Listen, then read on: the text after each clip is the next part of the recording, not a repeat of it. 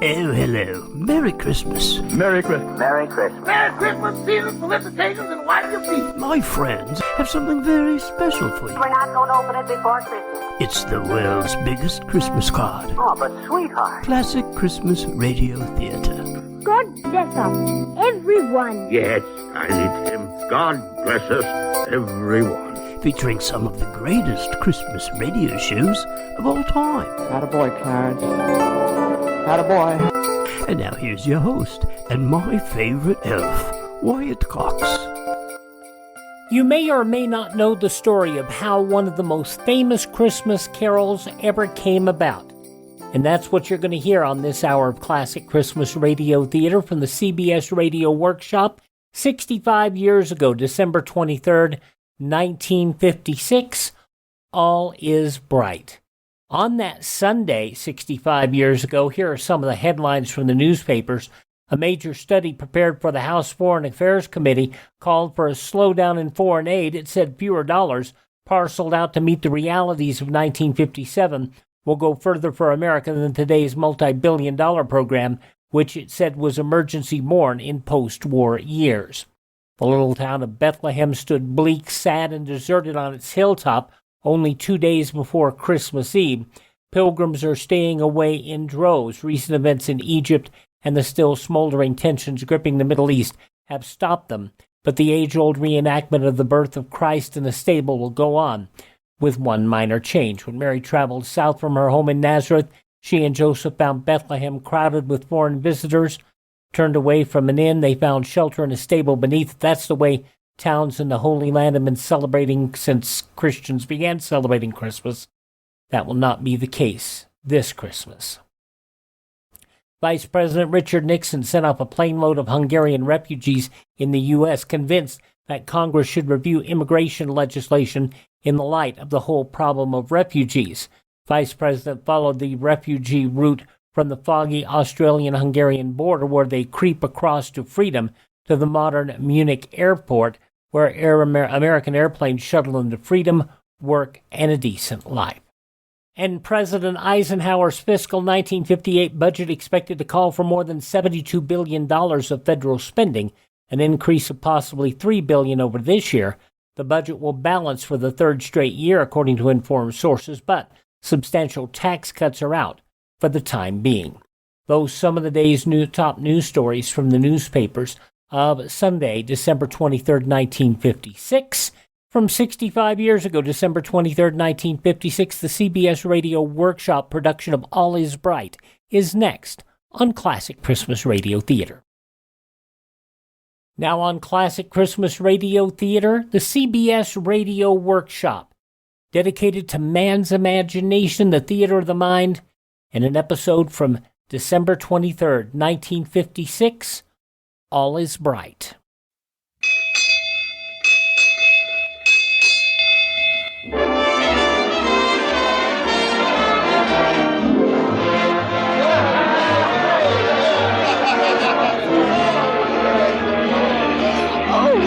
The Queen Mary. The purser said we'd meet her about 11. I have to see her.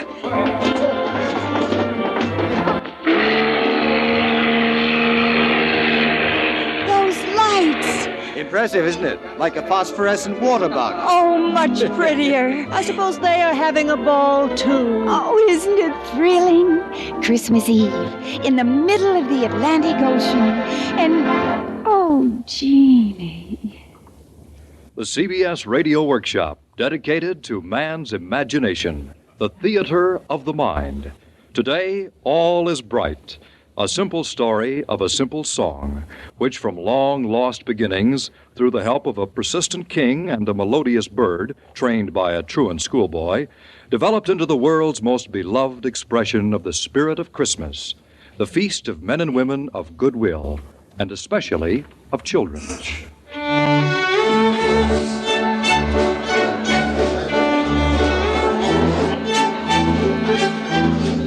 Takes me back, that. Huh? I beg your pardon? I said it takes me back, that waltz. Quite a way, I'm afraid. Oh, yes. Yes, still, you're not playing it right. Oh? In what way? Not enough spirit, not as the Viennese thought of it. They are playing it as an English waltz, I suppose. Ladies and gentlemen, this, as you know, is Christmas Eve. So, on the eve of this, our greatest of holidays, we will play a melody which I am sure you all know. Play, boys.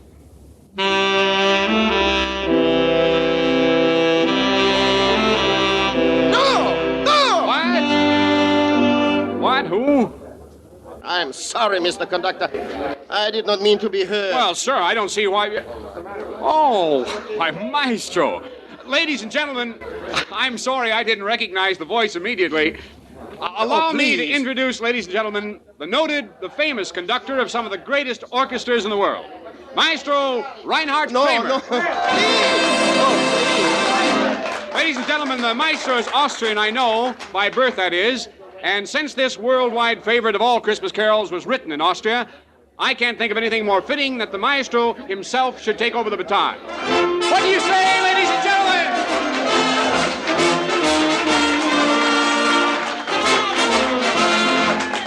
Go on, old boy. It will be an honor, sir, something all of us will remember. Well, if you insist, so... Thank you, ladies and gentlemen. There's a guitar in your band, Mr. Woodson, sir. Here, maestro. Thank you.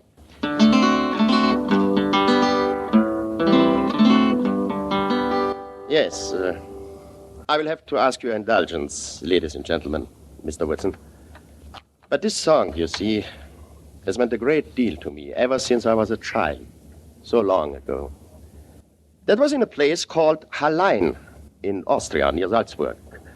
The composer of this melody, Franz Gruber was his name, still lived there when I was a boy. And I went to school with his grandson, Felix. He later became a conductor in Vienna. Well, he also is now dead. It is really a very simple song. It was first written for just one guitar and two voices, clear, young voices. And the melody was somewhat different from the one we play today.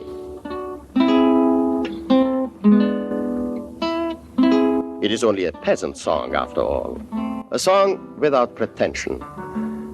What feeling it has came from the hearts of two simple men, two friends, imbued with devotion to their fellow beings, a love of life, humility in the face of its mysteries, and a deep sense of reverence.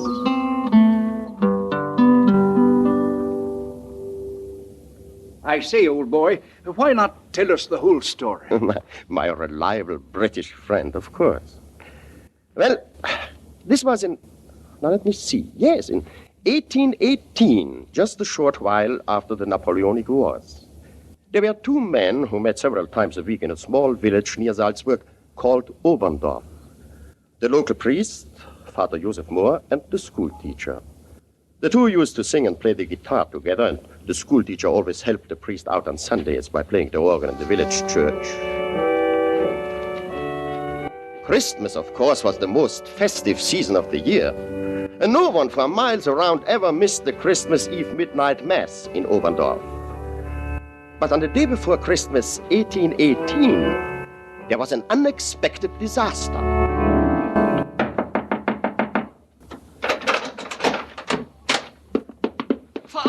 Father!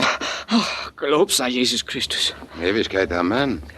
What is the matter, Franz? The organ, Father. I had called the children in for practice, but the organ won't play. I can't get a sound out of it. You're sure? Of course I'm sure. But there's a midnight mass. It couldn't have happened at a worse time. The organ man is not due until February or March. But what will we do for music at the mass? We can't disappoint all those people. I will have to think, Franz. Please, go back to the church now. I will be with you soon.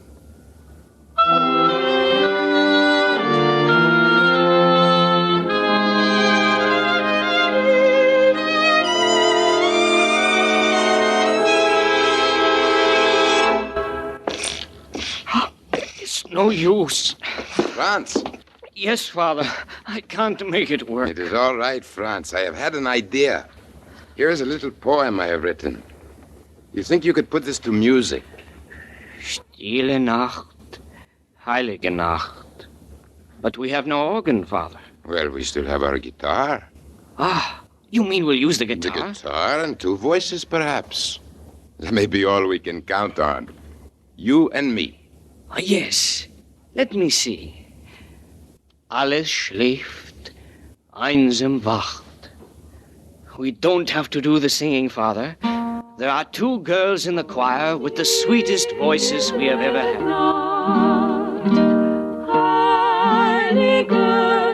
And within a day, Franz Gruber had indeed set Father Moore's little poem to a simple yet beautiful melody. This is what the people of Oberndorf and the nearby mountain farms heard that Christmas. A melody so touching and so easily grasped that all the other children in the church quickly joined in.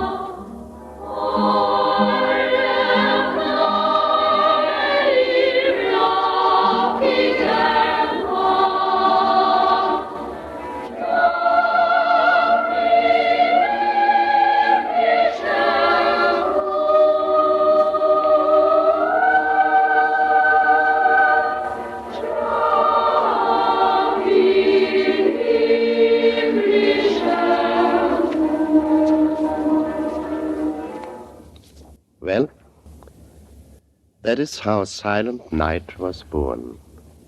But there's more to it. First of all, there are the mice. The mice? Yes, the mice. And then there's a bird in the story, too.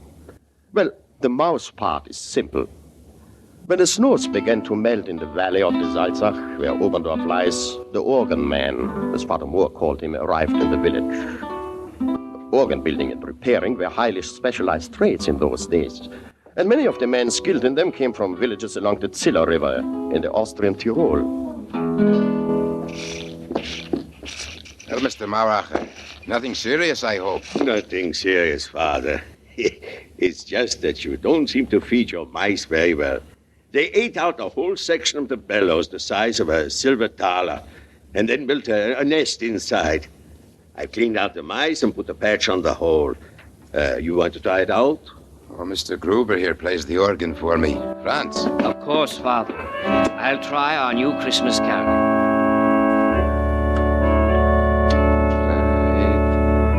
Round yon dearest high holy pair, and their infant with curly hair. Say, that's a nice song. I never heard it before. That's great. Mind if I take it with me? I'll write it out for you. Oh, nah, I couldn't read it. Me, I carry them up here in my head. Well, Mauracher, the organ man, did carry the new song in his head. And when he returned to his native Ziller Valley, he taught it to all the children there. Later, the young Strassers, 2 brothers and their 2 sisters, became especially fond of the Song from Heaven, as they called it. And they worked out a 4-part singing arrangement for the 2-voice melody. Stille Nacht, heilige Nacht, alles schläft. Old Mr. Strasser was a glove maker. And when his children were old enough, he sent them each year to the many big trade fairs of Europe to sell his output. But the children often felt lonely, of course, and homesick. And they used to relieve their feelings by singing all the songs that reminded them of home. And so, one day in Leipzig, the capital of the Kingdom of Saxony, a dignified elderly gentleman approached them.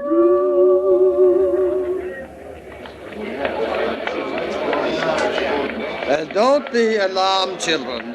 My name is Polenz. I am, in fact, I am the Director General of Music of this Kingdom of Saxony. Yes, sir? I like your singing, especially that last one you sang. The Song from Heaven. What was that? The Song from Heaven. We call it that, the people in our valley. Oh, and where might that be?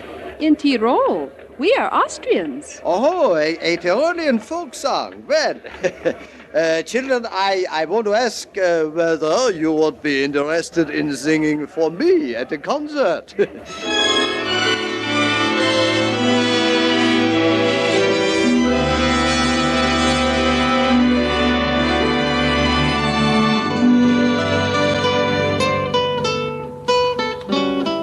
This was only 15 years after Franz Gruber and Father Mohr had written their little hymn of devotion. But Mauracher, the organ builder, had never troubled to ask who had written the song.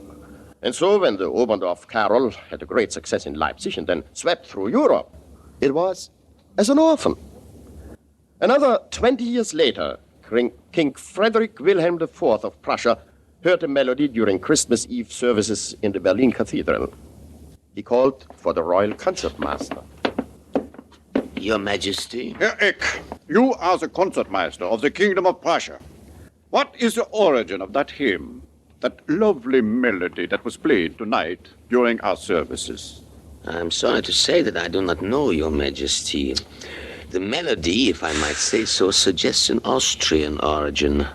Haydn, perhaps. Well, then it's off to Austria you go. I want to know who wrote that song, and I don't want to see you again until you found out. Yes, Your Majesty.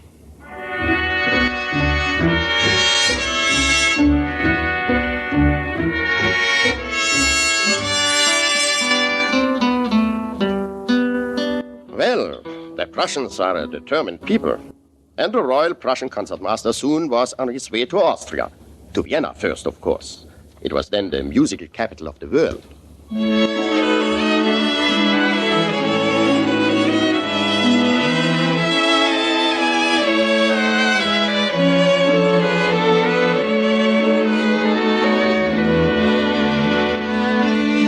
Most honored, sir. I have been music librarian here at the Imperial Archives for many years, and I can assure you I've never heard nor read that melody. And I can further add that Joseph Haydn did not compose it, nor did the great Mozart. Of course, it is just possible that Joseph Haydn's brother Michael wrote it. Now that I come to think of it, there are certain similarities of phrasing. Yes, but where can I find out for certain? Well, most of Michael's works have been lost, unfortunately.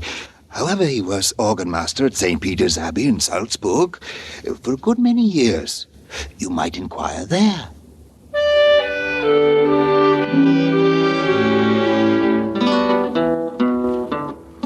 On went the Prussian concertmaster Ludwig Eck. But in the length and breadth of Austria, he could find no trace of the song, or of anyone who might have composed it. The Berlin concert season was coming up, and so, one day, Concertmaster Ludwig Eck, miserable over his failure, reluctantly took a coach back to Berlin. He stopped at the inn in Bavaria on his first night after leaving Austria and composed a letter to the publishers of the official Prussian hymn book. And would therefore suggest, in the next edition of your hymnal, you list Silent Night, Holy Night as probably by Michael Haydn, brother of the celebrated Joseph. There, that ought to do it. By next morning, though, Ludwig Eck had recovered sufficiently from his disappointments to stop by in the dining room of the inn for a hearty breakfast. Now then, after the soup, a few eggs, perhaps, and some of that wonderful bacon of yours. And then, yes, a half chicken, and a stein of beer, of course. That bird! Sir? That bird, my song. He has my song. Oh, I am sorry, sir, but I am not responsible. He was singing when I got him. Yes, man, yes. But where did you get him? A traveler left him here, sir. Now, never mind that. Where did he get him? A man came from Salzburg, sir. He did say that he had bought the bird from someone at St. Peter's. St. Peter's in Salzburg. So it was Michael Haydn after all. Tell my coachman we are not going on to Berlin. We're going back to Salzburg, St. Peter's Abbey.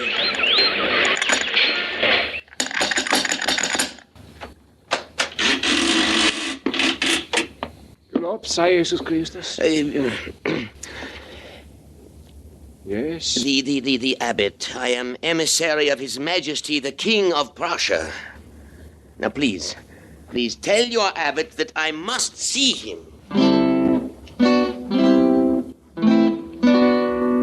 Ludwig Eck was cordially received by the abbot and invited to stay and examine Michael Haydn's remaining manuscripts.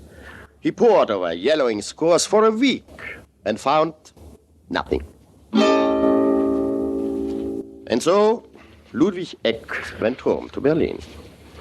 There was one person, though, who had overheard the concertmaster's story of the singing finch. Ambrosius Brennsteiner, who had himself studied at the Abbey School and was now choir inspector of the Salzburg district. He had developed an idea.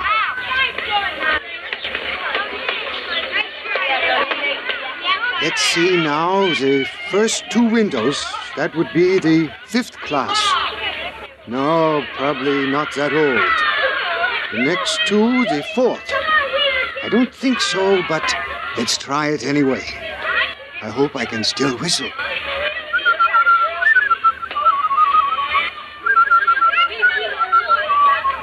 No, that's no good. Well, let's try the 3rd class. 65 years ago, December 23rd, 1956, the story of Silent Night, All Is Bright, from the CBS Radio Workshop on Classic Christmas Radio Theater. Here's a great thing to consider doing right now before the end of the year. Call Medishare and find out just how much you would save by switching to Medishare, the affordable alternative to health insurance. When you call, you'll get some good news and probably be very happily surprised, too. The typical family saves $500 a month, but you might save even more. It's so worth it to at least find out. And you'll see why more than 400,000 people are already members. Medishare is a Christian community that's shared more than $4 billion in each other's healthcare costs. It really is remarkable, and they're very easy to talk to. And here's the thing. If you join before the end of the year, they'll waive your new member fee. That's another $170 you'll save. I'll give you the number here in a second. The call, and you'll get a price within 2 minutes. And again, the deadline is December 31st, so call now. You'll save even more. Call 833-34-BIBLE. That's 833-34-BIBLE. 833-34-BIBLE.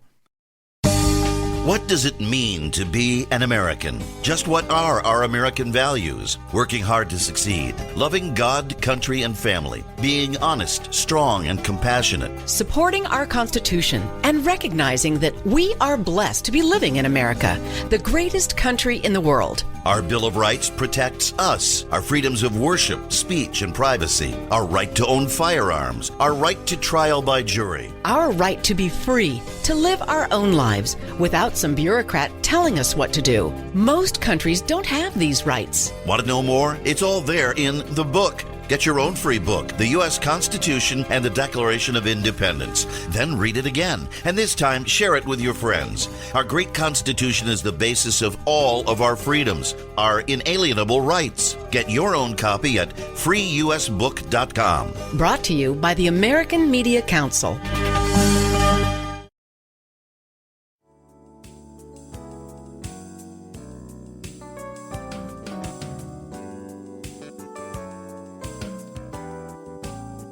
Thank you for tuning in to Classic Christmas Radio Theater, a special presentation of your favorite radio station.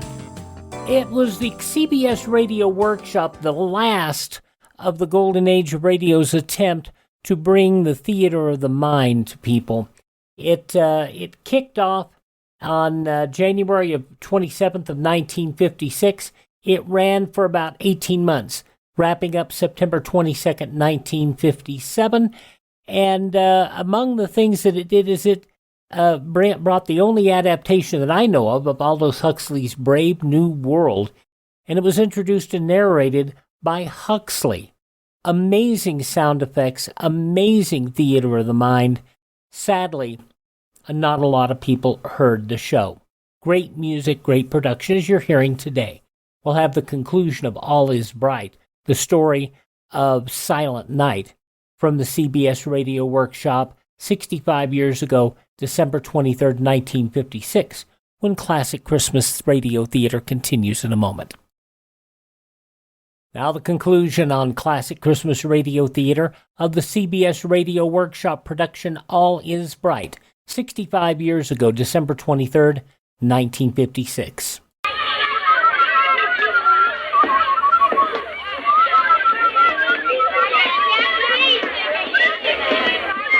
Hey, Felix, your bird is back. That singing bullfinch you taught that Christmas song to, when you saw that Bavarian. No. Yeah, well, listen for yourself. It couldn't be any other bird who knew that melody. But how could he have come back? Well, don't ask me. Let's look, y'all. Sir? What's your name, boy? Felix Gruber, sir. And you have been capturing birds and teaching them to sing and then selling them? Well, only a few times, sir. Oh, never mind now. I myself tried to earn a few groschen that way when I studied in that same room. Not that that is any excuse. No, sir. I have something more important now. Did you ever teach one of your birds a song that goes like this? Yes, sir. Well, where did you learn that melody? From my father, sir. He's a musician. He made it up. He made it up? Yes, sir. At home, we always sing it at Christmas. And where is home, may I ask? In Hallein, sir. My father is choir master. Come on, boy, jump down from the window. I'll catch you.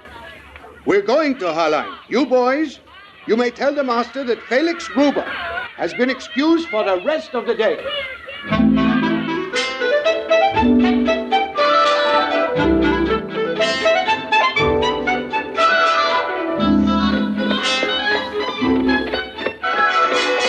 It's just to the right down the street, sir. That White House. I hope your father is at home. Oh, he's always home, except Fridays and Sundays.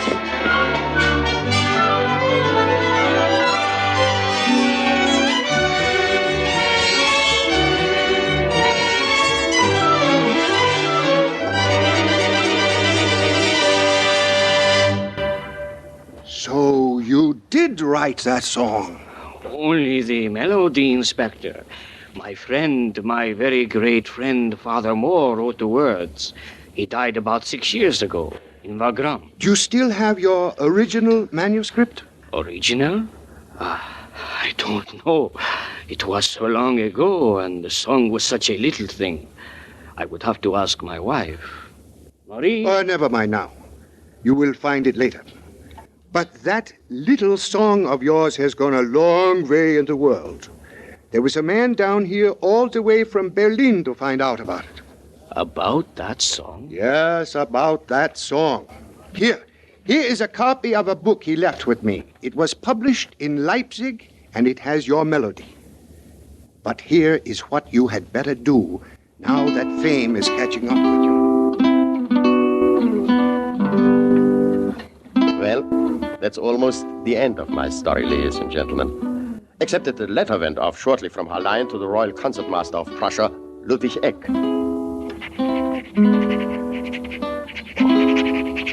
Authentic history of the composition of the Christmas song, Stille Nacht.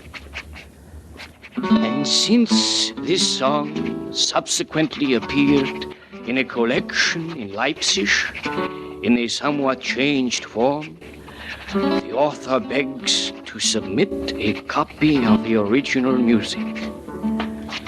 Hoping that my essay will suffice, I am, with veneration and high esteem, your most obedient servant.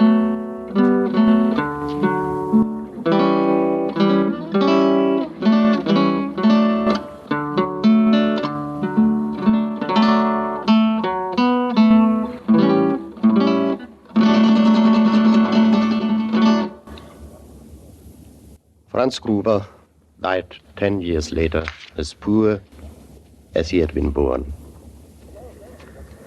And now, ladies and gentlemen, there seems to be only one thing left for me to do, and the only thing I was asked to do in the first place, and that is to play the song from heaven, as those Tyrolean children called it, as I feel it should be played. I hope that the orchestra, perhaps some of you, will join me.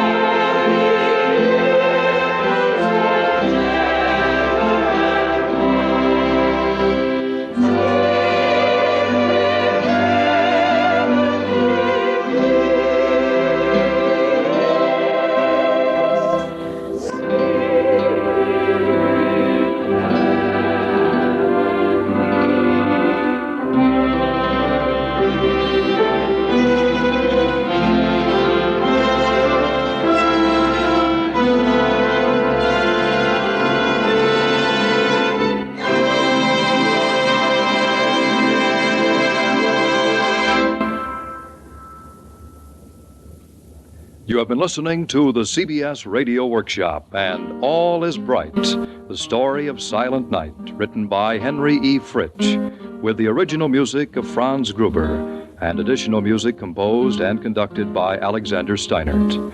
Rudolph Weiss was heard as Kramer, Joe Julian as Father Moore, and Herm Dinkin as Gruber.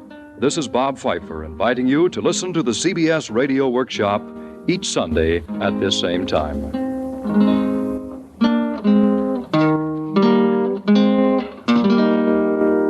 I only stumbled upon this excellent quality version of the CBS Radio Workshop some 4 years ago. And I have to tell you, it has made a marvelous addition to our annual get-together here. Thank you for joining us for our 2021 edition of Classic Christmas Radio Theater. That episode of the CBS Radio Workshop from 65 years ago, December 23rd, 1956. We haven't spent much time in Pine Ridge, Arkansas, and we're going to rectify that this hour as we hear an episode of Lum-n-Abner. The long syndicated show ran from 1933 all the way into 1953, and the old boys did some wonderful comedy. This episode from December 21st, 1944, and it's the kind of thing that people do this time of year. They don't want to tell you what they want for Christmas, but they sure want to lay a lot of hints, and that's what Lum does. Let's listen. Granny's, Abner, I believe that's our ring. Dog is Lum, I believe you're right. Now, see.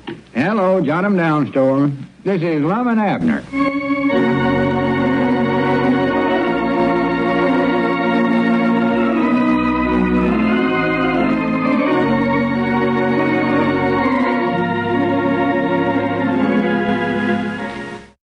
And now, let's see what's going on down in Pine Ridge. Well, as Christmas draws near, the old fellows are forced to pay less attention to their outside activities and confine their efforts to handling their youth. As we look in on the little community today, doing a little Christmas business over the phone with Ed Beckley at the drugstore. Listen. Yeah, well, we're having quite a Christmas rush out here, too, Ed. Oh, yeah. Yeah, we've run plumb out of silver utensils. Well, say, what I called up about, Ed, is this. I seen some leather desk sets down in your store window, and I was just thinking, in case Abner might happen to come in there looking for a Christmas present for me, I wish you'd sort of suggest one of them sets. Yeah. Well, I sort of favor that biggest one with the red trimming on the leather there. Yeah, that's right. That $7.49 one. Say, you couldn't have my initials put on that, could you, Ed? Costs extra, huh? Well, you might suggest it to Abner anyway. And if you do put my initials on there, I wish you'd use them fancy curly letters. Yeah. Well, I'll surely appreciate it if you hint around to him about this. Yeah, it will make a nice present. Leastways, it'll be a heap better than a necktie rack. Yeah, that's what he give me for the last 4 years hand running. Yeah, I've got my necktie hanging on one of them. Never have figured out what to do with the other 3. Oh, yeah. Yeah, he means well and all that, but you know, if... Oh, there he comes back from the delivers, Ed. I better hang up, and whatever you do now, don't tell him I called you about this. No. Jingle bells, jingle bells, jingle... Yeah, well, much obliged to you. See you later. So long. Who was that? Oh, just a grocery order, I think. Oh. Say, Abner, have you done all your Christmas shopping yet? Oh, Lord, me, no. Don't look like I'm going to get time to do it, neither. All them delivers I see you got put up there whilst I was out that last batch. Yeah, they've been coming in pretty thick and fast, all right. Like about 5 or 6 trips today. And every one of them is a heavy one, too, with all them candy and nuts and oranges and fruit and stuff in there. Oh, by the way, did you take that basket of groceries out to the widow Jessup's place? Yeah, I taken it over. I had an awful hard time getting her to keep it, though. You know how proud she is. Yeah, well, what'd you finally do with it? Well, I finally just told her we had a contest of some kind here at the store, and she won a basket of groceries. Well, you reckon she believed that? Well, to be honest, I doubt it, Lum, but leastways it give her a reason to take it without hurting her pride, you know. Yeah, well, you had a good idea there. Yeah, of course, she never win the contest. No, well, who did win it? Oh, what's the matter with me? No, we never had none. I just made that up. Sure. Be sure and remind me to set aside a few toys to take over to her young'uns on Christmas Eve. Yeah, sure. Well, I reckon I better start toting out some more of these orders here. Which ones you want to go first, Lum? Well, I believe these on the end here, Abner. Right here? Say, you ain't got all your Christmas shopping done yet, huh? No, not quite. See, now, who are these for? Pomeroys? Don't get such scratching. I wish you'd print this stuff on here. Barton? Blevins? You know, there ain't many shopping days left till Christmas, Abner. No, I reckon not. Oh, Redfield, I couldn't make it. I made one deliver over to the Redfields today. Yes, sir, just 2 more shopping days till Christmas after today. And that ain't many. Me, what's in this order for the Sea-Stronks? A batch of bricks they going to give their young'uns this year? You know, if a feller waits too long with his shopping, the things he wants to buy are all gone, generally. If I was you, Abner, I wouldn't wait too long. No, I won't. Who all ain't you bought presents for, Abner? Oh, I don't know, Lum. Papa, for one. I never can figure out nothing to buy for him. He'll never give you any ideas what he wants. Just says, oh, anything will do. Yeah.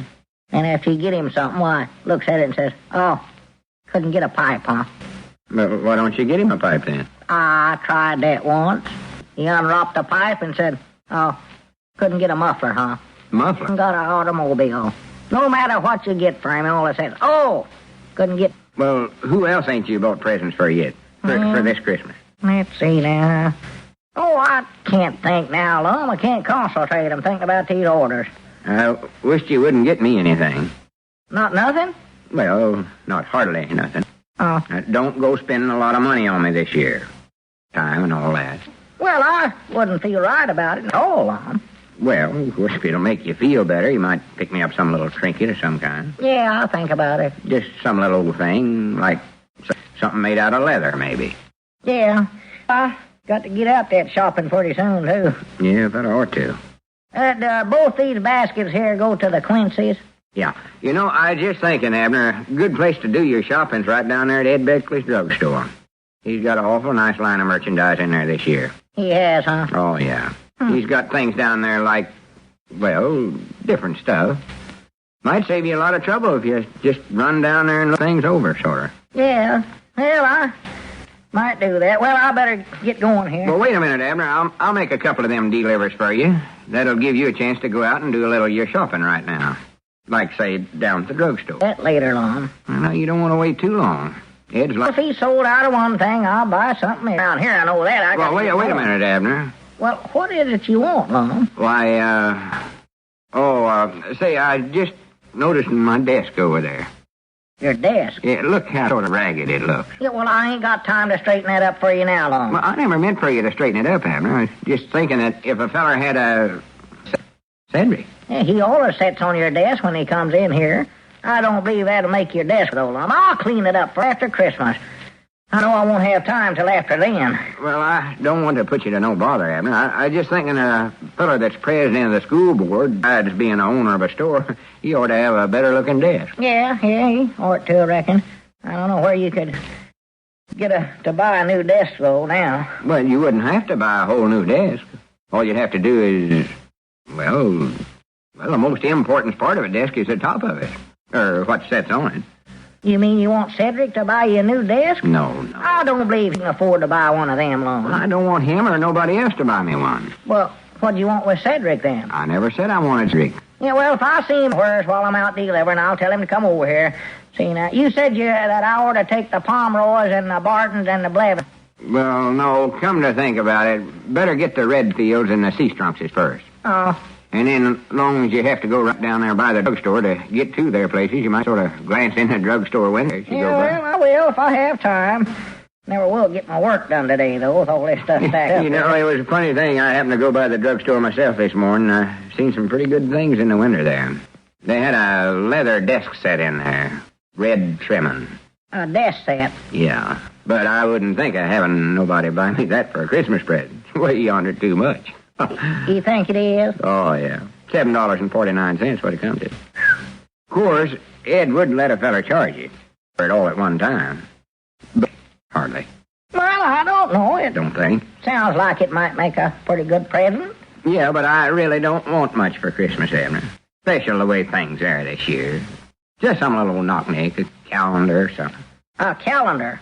Yeah, I don't care what I get this year. You mean one of them calendars with a picture of that Indian girl, hand up to her face, looking out over the cliff looking for a horse, and she's sitting on it all the time? Well, it don't necessarily have to be a calendar. Well, what would you like then, Lum, now that we brung up the subject? Oh, I wouldn't know what to suggest, hardly. I'd rather just leave that up to you, Abner. I'm sure you can find some little thing down there at the drugstore. Like what? Oh, I don't know. I ain't much interested in receiving presents, to tell you the truth. The way John would rather give them. Well... Nothing's too good for my friends and business partner. Yeah, I'm your partner. I've always felt that way. So, you see, I wouldn't know what to say. Wouldn't want to suggest nothing like a desk set, for instance. Well, wouldn't that be pretty good? At $7.49? No, that's out of the question. I'd be perfect satisfied with a handkerchief with my initials on it. Always like to get some little thing with my initials on it. But I'll just leave that up to you. Yeah, well, all right. You know how I am about them things. Yeah, sure. Say, Lum, would you mind stepping back in the feed room there whilst I make sort of a private telephone call here? Oh, no, not at all. Be proud to. Fact is, I'll run across the street to Dick Huddleston's place, so you'll have plenty of time. Yeah, well, don't be gone too long now. This won't take but a minute. Well, take plenty of time. Red's my favorite color. What'd you say? Nothing. I just noticed some red trimming on something here. I'll see you later. Yeah, all right. Oh, hello? Is this you, Ed? Well, this is Abner. Say, Ed, you know that leather desk set that I had picked out for Lum? Well, I reckon I'll have to change that, 'cause Lum don't seem to want one. Yeah, it is cuter, but that's what he said. Oh, I don't know hardly. Have you got any of them there necktie racks left? Oh, good. I'll take a red one, Ed. He says that's his favorite color.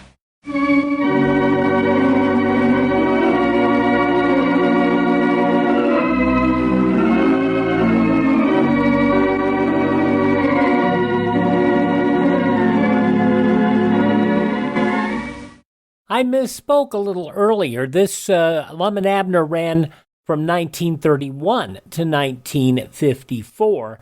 Its popularity really kicked into gear in 1936 when the town of Waters, Arkansas, changed its name to Pine Ridge.